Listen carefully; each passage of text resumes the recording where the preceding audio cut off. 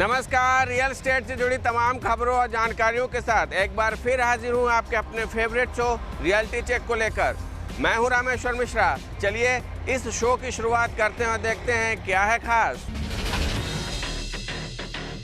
दिल्ली में प्रॉपर्टी खरीदने वालों को बड़ी राहत। अंडर कंस्ट्रक्शन मकान की खरीद पर अब निवेशकों को नहीं चुकाना होगा सर्विस टैक्स। प्रॉपर्टी बाजार में सुधार के संकेत। ताजा आंकड़ों के मुताबिक प्रॉपर्टी की खरीद फरोख्त में 6% की बढ़त। दिल्ली एनसीआर में अभी भी 2.5 लाख मकान खरीदारों के इंतजार में। प्रॉपर्टी बाजार में फैली मंदी के बयार के बीच दिल्ली में प्रॉपर्टी खरीदने वालों को बड़ी राहत मिली है।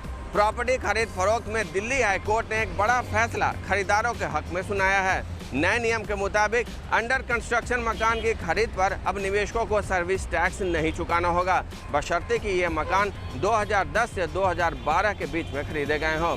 इससे दिल्ली में घर खरीदना सस्ता होगा। दिल्ली में घर खरीदना अब और आसान हो गया है। दिल्ली हाई कोर्ट ने साल 2010 से 2012 में घर खरीदने वालों को एक बड़ी राहत दी है। कोर्ट ने एक बड़ा फैसला देते हुए अंडर कंस्ट्रक्शन फ्लैट्स की खरीद पर सर्विस टैक्स नहीं लगाने का फैसला किया है। इस फैसले से दिल्ली में घर खरीदना सस्ता पड़ेगा और इसका सीधा असर मांग पर देखने को मिलेगा। साफ है कि लंबे समय से सर्विस टैक्स को लेकर चल रही असमंजस की स्थिति अब साफ हो गई है। दिल्ली हाईकोर्ट के फैसले के मुताबिक अब घर खरीदने वालों से बिल्डर सर्विस टैक्स नहीं लेंगे। पहले घर की खरीद पर बिल्डर खरीदारों से 4.5% तक के हिसाब से सर्विस टैक्स वसूल रहे थे। चलिए हम आपको एक कैलकुलेशन के माध्यम से समझाते हैं कि घर खरीदने वालों से कंस्ट्रक्शन पर कैसे और कितना टैक्स वसूला जा रहा था। फिलहाल सर्विस टैक्स की दर 15% है, लेकिन ये सर्विस टैक्स अपार्टमेंट की कुल कीमत के 30% हिस्से पर ही लगाया जाता है, जिसमें 70% की छूट मिली हुई है, लेकिन 70% में जमीन की कीमत शामिल है। अगर इस तरह से लागू 15% सर्विस टैक्स को देखते हुए ग्राहक अपार्टमेंट की टोटल वैल्यू पर 4.5% सर्विस टैक्स देता है, मिसाल के तौर पर घर की कीमत 50 लाख रुपए है, तो बिल्डर उस पर सर्विस टैक्स के नाम पर 4.5% सर्विस टैक्स यानी तकरीबन 2,25,000 रुपए वसूल रहा था। लेकिन अब कोर्ट के फैसले के बाद बिल्डर ग्राहकों से सर्विस टैक्स नहीं वसूल पाएंगे, लेकिन बिल्डर होम बायर्स से जो प्रेफरेंशियल लोकेशन चार्ज PLC लेते हैं, सिर्फ उस पर ही सर्विस टैक्स लगा सकते हैं। इस पर बिल्डर्स कम्युनिटी का कहना है कि जिन्हें घर लेना है वो तो घर लेंगे ही, चाहे सर्विस टैक्स बढ़े या घटे। सर्विस टैक्स घटने का बहुत ज्यादा असर प्रॉपर्टी की मांग पर नहीं पड़ता है, लेकिन ये राहत की खबर जरूर है।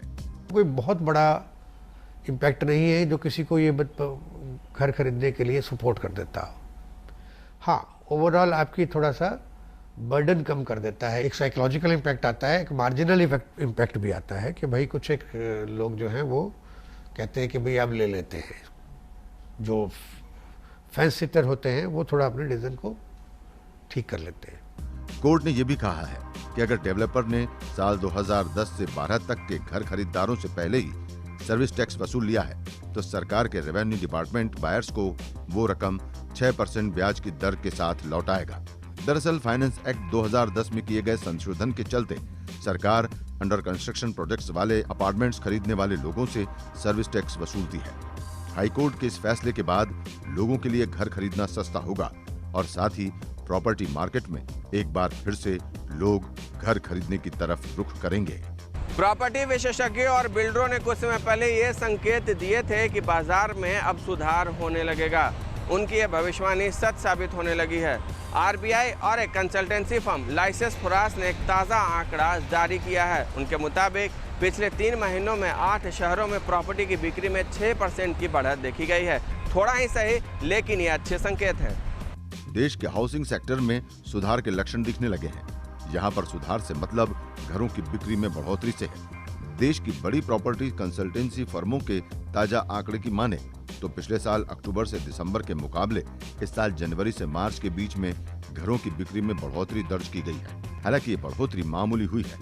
संबंधित क्वार्टर के दौरान भारत के 8 बड़े शहरों में होम लोन्स में सालाना 6% की बढ़ोतरी हुई है। लियासिस फोरास के मुताबिक इस दौरान पहली बार फाइनेंशियल ईयर 2015-16 के चौथे क्वार्टर में देश के 8 टियर 1 शहरों में घरों की कुल सेल्स 60,000 यूनिट्स को पार कर गई।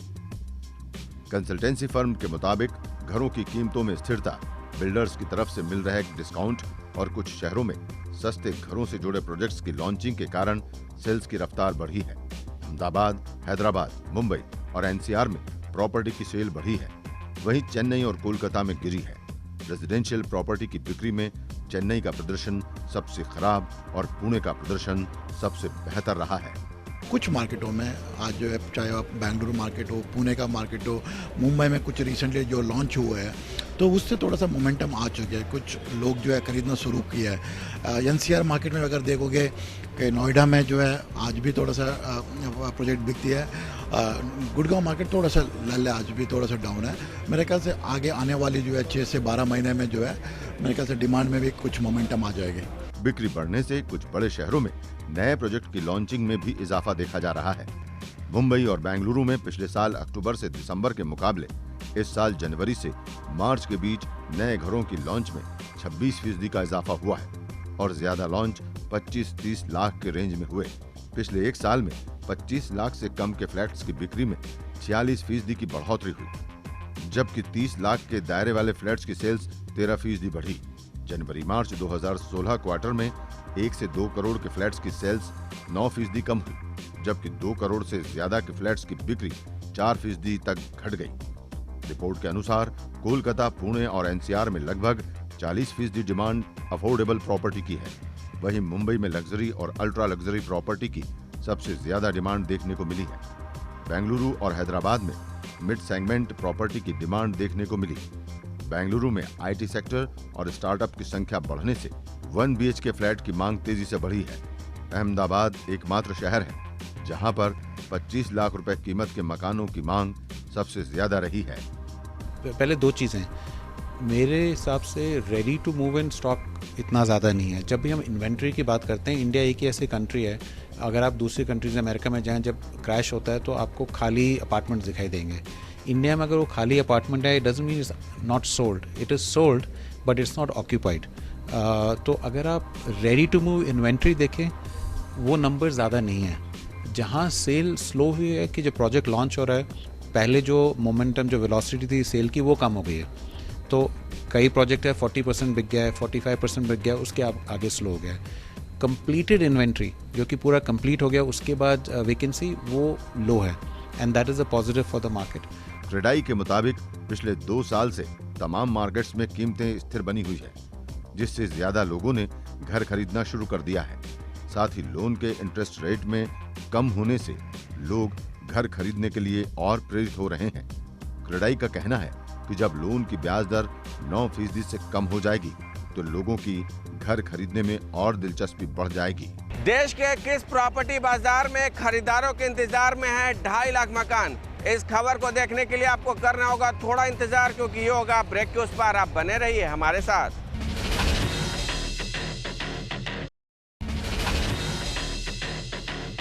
Welcome back. रियलिटी चेक में आपका स्वागत है। प्रॉपर्टी बाजार में फैली मंदी की भयावहता का अंदाजा इसी बात से लगाया जा सकता है कि दिल्ली के आसपास के शहरों में अभी भी 2.5 लाख मकान खाली पड़े हैं। यह आंकड़ा एसोचैम ने जारी किया है।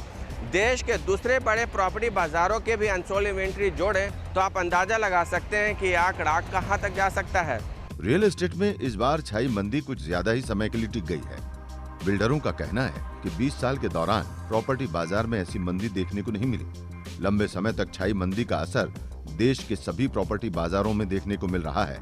रियल एस्टेट मार्केट में ना खरीदार हैं और न ही मांग। ऐसे में बिल्डरों के पास नकदी की किल्लत सताने लगी है।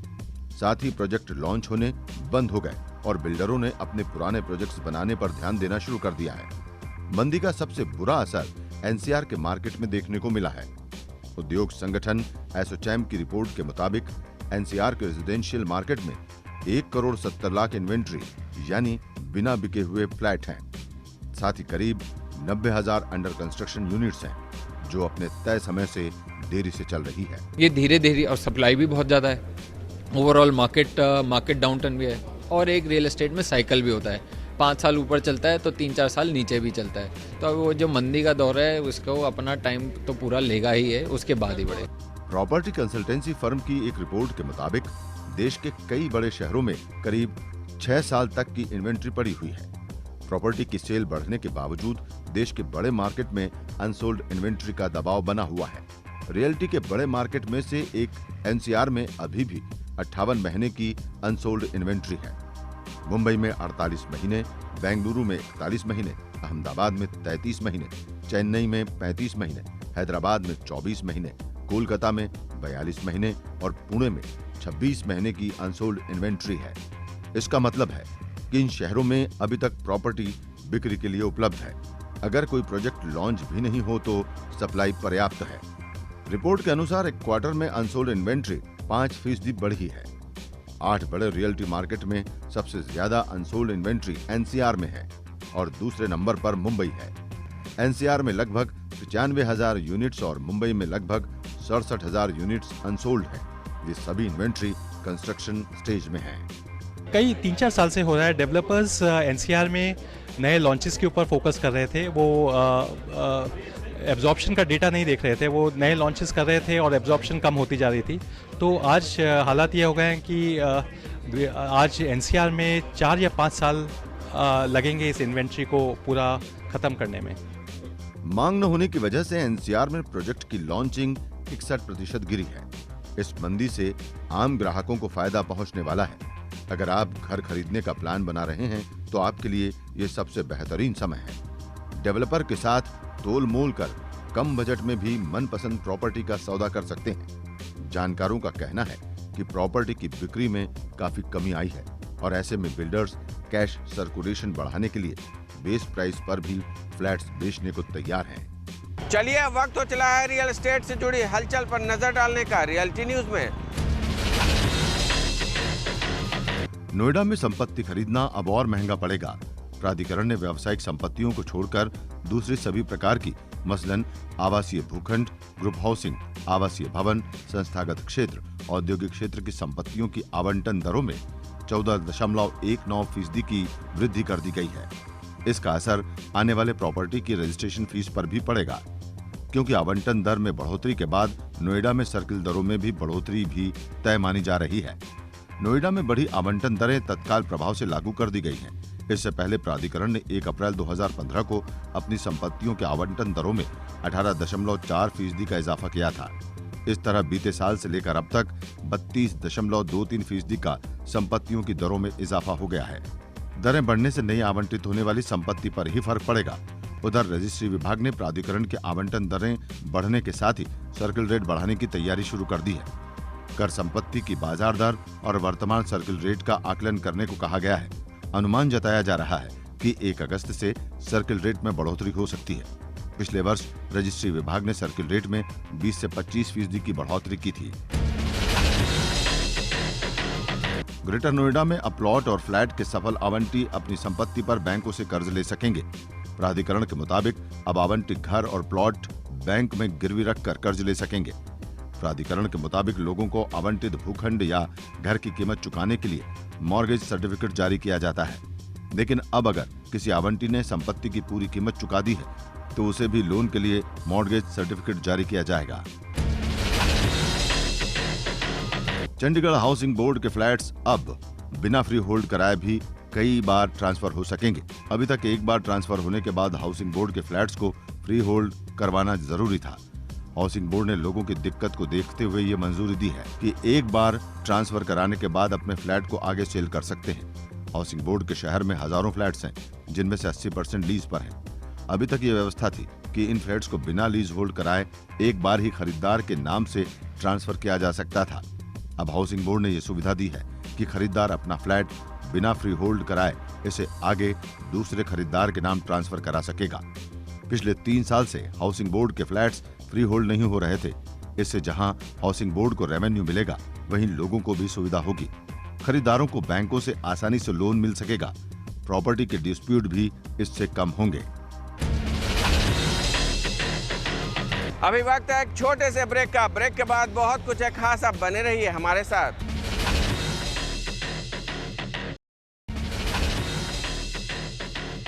Welcome back. रियलिटी चेक में आपका स्वागत है। चलिए अब वक्त हो चला है आपके भेजे सवाल और उन पर हमारे एक्सपर्ट की राय जानने का।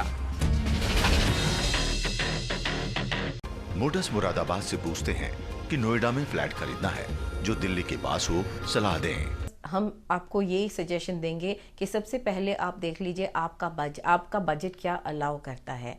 आपके पास जितना इनकम है उसमें से 40% से ज़्यादा आपका EMI नहीं बैठना चाहिए, नहीं तो ये आपकी लाइफस्टाइल को इम्पैक्ट करेगा।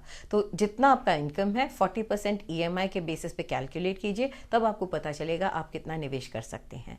सेकेंड थिंग ये है कि अगर आप साइजेस का बहुत वेरिएशन है, 850 से लेके ऑलमोस्ट 1850 तक स्क्वायर फीट तक के अपार्टमेंट्स हैं, 40 लाख से 1.25 करोड़ तक के अपार्टमेंट्स हैं। अब जब आप बजट को फ्रीज करेंगे तब आप साइज़ के बारे में बात कर सकते हैं। सबसे पहले इम्पॉर्टेंट ये है कि या तो आप साइज़ देखें कि इस साइज़ के अपार्टमेंट्स किस रेंज पे मिलता है, या इतना बजट मेरा है और इसमें क्या मिल सकता है। मगर बहुत बड़ा रेंज है और रेंटल रिटर्न भी नोएडा में आपको मिल सकता है। आनंद विहार से इंदिरापुरम प्रॉपर्टी के बारे में जानकारी चाहते हैं और लोकेलिटी कैसी है। आनंद इंदिरापुरम गाज़ियाबाद में आता है। इंदिरापुरम एक हॉटली इन्वेस्टेड लोकेलिटी है। यहाँ पे कई न्यू ड्राइवर्स हैं, जैसे यहाँ पे मेट्रो एक्सेस है, रोड्स ठीक हैं, यहाँ पे बहुत सारे अपार्टमेंट्स हैं जहाँ पे आप निवेश कर सकते हैं। 4500 से लेके 5500 पर स्क्वायर फुट का रेट चल रहा है यहाँ पे, और ये इन प्रॉक्सिमिटी टू कमर्शियल डिस्ट्रिक्ट्स है, जैसे नोएडा हुआ, सेंट्रल दिल्ली हुआ। यहाँ से आने जाने में ज़्यादा टाइम नहीं लगता, इसीलिए इंदिरापुरम एक गुड इन्वेस्टमेंट ऑप्शन है और बहुत सारे लोग यहाँ पे एंड यूजर्स आके खरीदते हैं और रहते हैं। यहाँ आपको रेंटल रिटर्न भी मिल सकता है। संतोष बरेली से, सही समय है क्या प्रॉपर्टी में इन्वेस्ट करने का? संतोष, जब आप सही वक्त के बारे में पूछते हैं, सही वक्त आपको खुद डिटरमिन करना है। अगर आपके पास अभी पैसे हैं और आप इन्वेस्ट करना चाहते हैं, थोड़ा सा खुद रिसर्च कीजिए आप कहाँ पे इन्वेस्ट करना चाहते हैं और क्यों इन्वेस्ट करना चाहते हैं। एक बार आप अपना बजट देख लें, जैसे मैंने पहले कहा था 40% आपका सैलरी का, उससे ज़्यादा आप का EMI नहीं बैठना चाहिए। आप जहाँ पे ख़रीदें ये देख लें कि बहुत दूर अगर आप ख़रीदेंगे तो कई साल तक आपको रिटर्न नहीं मिलेगा। Early in the investment cycle आप ख़रीद रहे हैं तो आपको छोटा रकम इन्वेस्ट करना होगा और ज़्यादा रिटर्न मिल सकता है। अगर आप टुवर्ड्स कंप्लीशन ख़रीद रहे हैं तो ज़्यादा आपको पे करना पड़ेगा अभी, और आपका EMI ऑलमोस्ट इमीडिएटली शुरू हो जाएगा, मगर आपको रेंटल रिटर्न भी मिलना शुरू हो जाएगा if the area is liveable. आपको ये देखना है कि वहाँ बसा बसाया जगह हो, वहाँ पे school, college, hospital, transport facilities वगैरह हों, ताकि जब आपका मकान तैयार हो जाए या तो आप खुद रह सकें या आपका टेनेंट वहाँ रह सके। दयाशंकर गाजियाबाद से पूछ रहे हैं कि दिल्ली NCR में बेस्ट प्लेस क्या है। इन्वेस्ट करने के लिए बजट 40 लाख है। अब दिल्ली में आपको लगता है बहुत एक्सपेंसिव शहर है, क्या आप यहाँ पे इन्वेस्ट कर पाएंगे? हाँ ज़रूर, आपको कुछ लोकेलिटीज़ हैं अभी भी जहाँ पे 40 लाख में आपको कुछ मिल सकता है। यहाँ पे अगर आप उत्तम नगर में देखें, बहुत ज़्यादा रीडेवलपमेंट हो रहा है मेट्रो के आने के बाद, यहाँ पे आपको 40 लाख में मिल सकता है, मगर चूँकि ये न्यू डेवलपमेंट है, बहुत रैम्पेंट न्यू डेवलपमेंट है, प्लीज़ देख लीजिए कि यहाँ पे टाइटल्स वगैरह ठीक हों। अगर आप NCR में देखें, गुड़गांव में द्वारका एक्सप्रेसवे में 2-4 आपके पास ऑप्शंस रहेंगे। यहाँ पे आपको लगभग 950 से लेके 1100 स्क्वायर फीट का अपार्टमेंट मिल सकता है।